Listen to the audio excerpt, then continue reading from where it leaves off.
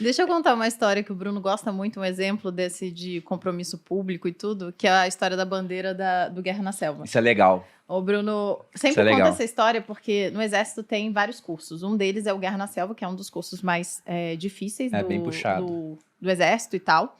E geralmente quem faz é quem tá morando lá no norte e você sai de algum dos quartéis de lá. E eles têm uma tradição. Quando você vai para o Guerra na Selva, você hasteia uma bandeira sua. E quando você volta, você tira ela. Vão 10 caras do quartel, os 10 sobem uma bandeirinha e fica lá. Se alguém volta antes, ele vai lá arriar a bandeira e todo mundo vê. Olha só, E tem tipo uma tenente fulano de tal cerimônia. falhou. Desistiu, vai lá tirar a tua bandeira. Ou completou o Guerra na Selva, vai lá tirar sua bandeira com glória. Então, o Bruno conta, meu irmão fez o Guerra na Selva, né? Ele é Guerra na Selva. Eu não fiz o curso. O Bruno não fez. Meu cunhado fez. Mas eles contam que muitos falavam no meio, lá tava no sofrimento, o curso super difícil, falavam, eu não desisti porque eu tinha que baixar minha bandeira. A bandeira é um motivador, né? Pra você continuar. símbolo. Então, Claro. talvez você tenha que encontrar aí a sua bandeira, né? O que te motiva tanto que você vai falar, putz, eu não vou desistir pra não baixar minha bandeira, de alguma forma. E uma coisa que você falou ali do destino, todo mundo sabe que vai envelhecer, por que não modifica algumas coisas, né? O nosso cérebro, ele é, do ponto de vista evolutivo, muito despreparado para lidar com o contexto atual. Porque nos últimos pelo menos aí 300 mil anos de evolução dos Homo sapiens, a gente nunca teve que lidar com o fato de ver o que vai acontecer lá na frente. A nossa preocupação sempre era comer alguma coisa amanhã Imediato. e buscar algum abrigo para verdade. fugir do perigo. Então, é muito complicado, assim, o nosso cérebro ele tem muita dificuldade de lidar com o micro. Então, se eu falar para você elétrons, átomos, é muito difícil você conceber o tamanho. E eu falar para você 130 mil anos-luz, talvez seja difícil o nosso cérebro conseguir calcular isso, porque de fato a gente não foi feito para conseguir processar essas informações muito pequenas. Por exemplo, falar assim, 60 milhões de anos existia tal animal. A gente não consegue calcular o que é 60 milhões de anos. A gente vive 80, não tem como... Você pode até tentar fazer uma força, assim, dependendo se tiver muita força, vai te dar dor de cabeça, porque 60 milhões de anos, dá até um bug, assim. Então é difícil, assim, o nosso cérebro calcular isso. Você falar 1 bilhão em 1 milhão, tem gente que não tem noção a diferença que é 1 milhão para 1 bilhão, né? Então, de fato, quando a gente coloca isso no contexto de metas, nós temos uma dificuldade e uma insensibilidade a recompensas futuras. Claro, isso é pulverizado dentro da distribuição da população. Tem pessoas que conseguem fazer um cálculo mais apurado da recompensa futura e tem pessoas que conseguem fazer menos. Mas tem estudos legais mostrando isso. Por exemplo, se você pega um grupo de pessoas, e isso tem um estudo publicado numa revista chamada PNAS, muito legal sobre esse tema, e você pergunta assim, não foi só isso que o estudo mostrou, mas é um contexto do estudo, e você pergunta assim, você prefere $1.000 hoje ou $1.100 daqui 2 semanas? A média das pessoas prefere $1.000 hoje. Você mostrando o dinheiro para ela. Tá aqui, ó. Você quer que eu volte aqui semana que vem? Só relata, vai que você não volta, prefere pegar ali. Agora, se você fala para as pessoas, você prefere $1.000 daqui 50 semanas ou $1.200 daqui 52 semanas? São $100 por 2 semanas. Mesma comparação, só que a outra está distante. Eles preferem o para frente.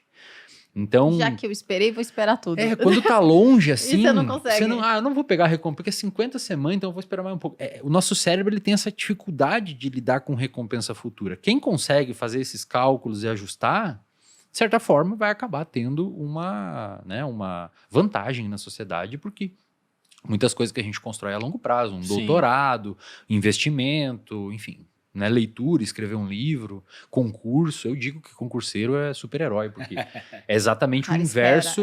É o inverso do que o nosso sistema de recompensa gosta. É verdade. É longo, esforçado, incerto. Incertíssimo. Né? Realmente são super-heróis. Mas essa dificuldade de calcular recompensa a longo prazo impede muitas pessoas de delimitarem e alcançarem metas. Assim. Em finanças, o pessoal cita muito o estudo do marshmallow. Tem uns vídeos mostrando a experiência com crianças, onde basicamente, para quem nunca viu, você pode procurar no YouTube, eles chamam crianças pequenas, colocam um marshmallow na frente e falam, olha, se você não comer, Quando eu voltar para a sala, a pessoa vai sair, eu te dou 2. E não fala um tempo, mas é pouco tempo, é coisa de 10, 15 minutos. Só que estão na frente de crianças, noção temporal é diferente, não estão maduras ainda.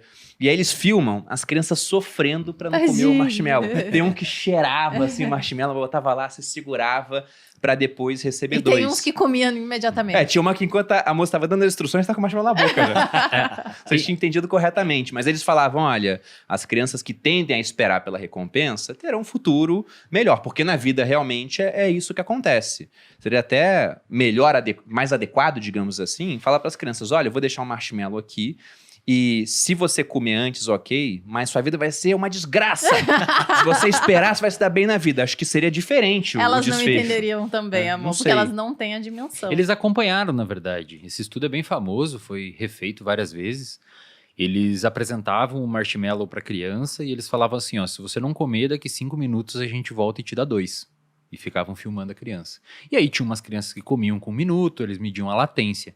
E eles acompanharam essa corte de crianças até a idade adulta. Isso aconteceu, acho que na década de 80. E eles perceberam que crianças que comiam o marshmallow mais rápido, na idade adulta tinham maior propensão de obesidade, maior propensão de sobrepeso, de problemas de sedentarismo, de vícios. E uma pesquisadora americana que mora no Japão, ela resolveu refazer esse estudo em uma outra cultura, que foi com a galera do Oriente. E ela fez exatamente o mesmo teste do marshmallow. E ela viu que todas as crianças no Japão esperavam para comer, Senhora. esperavam 5 minutos. Olha que Era interessante. desproporcional quando analisado com os Estados Unidos. Só que aí eles fizeram também, ela ficou intrigada com isso, né, cara? Aham. Ela se perguntou por quê? Será que os japoneses são mais disciplinados, né, e tal? Na verdade, é que o Japão, ele culturalmente, as crianças fazem algum tipo de ritual antes de comer e, portanto, para elas é mais comum aguardar a alimentação. Então, não é que as crianças têm mais autocontrole. Elas apenas, culturalmente, já foram ensinadas a esperar para comer porque elas têm um ritual que normalmente faz antes da alimentação. Quando ela fez isso com presente, bota em vez do marshmallow um presente, as crianças japonesas não conseguiam aguentar e abriam o presente. Porque no Japão é comum as crianças no Japão abrirem rápido o presente. Não é cultural igual nós deixar o presente embaixo da árvore de Natal 5, 6 dias e depois abrir no dia de Natal. Quando ela fez o mesmo estudo com os presentes com a galera dos Estados Unidos, as crianças americanas conseguiam quase todas aguardar para abrir o presente. Ou seja, Isso não não serviu invalidou? pra nada. Exato. Porque eu ia perguntar sobre essa noção do Sujou quanto esses o estudos dado, sujou o são dado. confiáveis. Porque o dado, no caso, ele foi representativo num contexto de comida, onde culturalmente no Japão as pessoas aguardam para comer, só que no contexto de presente os japoneses não conseguiam aguardar e os americanos conseguiam. Então, de certa forma, o que o dado mostra é a capacidade da cultura influenciar nosso comportamento. Ou seja, Chaves estava certo. Dá certo com laranjas, não com maçãs. Mas o que eu ia perguntar sobre essa questão dos estudos, por Ele ia falar exemplo, alguma coisa. aí eu passo a palavra para o Jean, é o seguinte. Se você pega o Daniel Kahneman, que ele é muito conhecido pelos estudos na parte de finanças comportamentais, né? Foi agraciado com prêmios, etc. E ele tem um livro Rápido e Devagar, que é muito interessante, o pessoal de finanças adora esse livro, que fala de vieses cognitivos, etc. E o Daniel Kahneman, ele tem uns estudos com umas conclusões que eu falo, tá, mas como é que ele chegou a essa conclusão? Como, por exemplo, a dor da perda é 2 vezes maior do que a felicidade do ganho. Como é que ele quantifica isso a ponto de poder afirmar? Porque o pessoal só bate palma. Eu pensei, cara, mas como é que chega a essa conclusão? Se dor é meio subjetivo, né? Vozes da cabeça dele, né? É porque ele viu questão de tempo. Se o cara bota a mão na água quente, é tanto tempo, bota na água fria, tira direto. Mas se for esfriando aos poucos, ele chegava a umas conclusões em números exatos. Eu diria, cara, que se você for ler o artigo na íntegra, ele não concluiu isso. Talvez ele tenha escrito no livro, porque é pro grande público, né? Tem as conclusões, talvez seja pra passar, né? Pode ser. Eu vou comentar isso que você falou, mas deixa eu só voltar pro marshmallow. Acho que quando o Wesley trouxe o exemplo do Japão, a gente falou, poxa, mas então não era bem isso, etc. Culturalmente é diferente. Mas pra quem tá assistindo e vendo a gente, ouvindo a gente, falou assim, tô lascado, porque eu ia atacar o marshmallow e não ia esperar marshmallow nenhum. Tem uma boa notícia.